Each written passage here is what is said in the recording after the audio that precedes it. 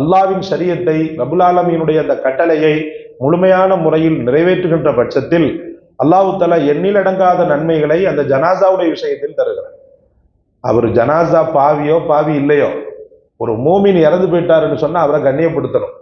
அந்த கண்ணியத்தை கொடுக்கறதுனால எவ்வளவு பெரிய பெனிஃபிட் அல்லாஹ் கொடுக்குறான்னா, இது அல்லாஹ்வுடைய கருணையில கட்டுப்பட்டது தான். 2 கீராத் நன்மைகளை தருகிறார்.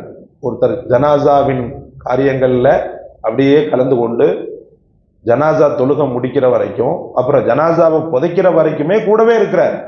அவருக்கு 2 கீராத்துனாங்க ரசூலுல்லாஹி ஸல்லல்லாஹு அலைஹி வஸல்லம். கீராத்துன்னு சொன்னா என்ன அப்படின்னு சொல்லி பார்த்தா, 2 உஹது மலை அளவு, உஹது மலையினுடைய அளவை தான் கீராத்துன்னு சொல்லப்படும். அப்ப அவ்வளவு பெரிய நன்மையை அல்லாஹு தஆலா ஒரு இறுதி ஊர்வலத்தில் கலந்து கொள்பவருக்கு, அது முழுமையாக கலந்து கொள்பவருக்கு அல்லாஹ் தருகிறார்.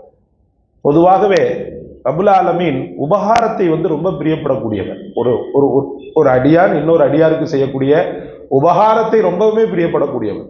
அந்த உபகாரத்தில் உச்சக்கட்ட உபகாரம், அவர் இறந்த பிறகு அவருடைய குறைகளை மறைப்பது, அவருக்காக துவா செய்வது, ஜனாசாவில் கலந்து கொள்வது, ஜனாசா துவா, அதாவது ஜனாசாவில் கலந்து கொள்வது, அந்த ஜனாசாவின் அந்த ஜனாசாவின் உறவுகள் இருக்கிறாங்க இல்லையா, அந்த மக்களுக்கு ஆறுதல் சொல்வது, முடிந்தால் ஏழைகளாக இருந்தால் அவர் இருந்த இடத்துல என்னென்ன செய்வாரோ அதெல்லாம் செய்யுது.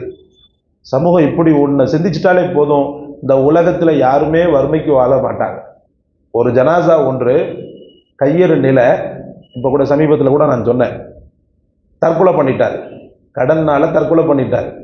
தற்கொலை பண்ணுனா அந்த சமூகம் விமர்சனம் வைக்கிறதுல அப்படியே ரொம்ப முன்னோடியே நிற்பா. எப்படி தற்கொலை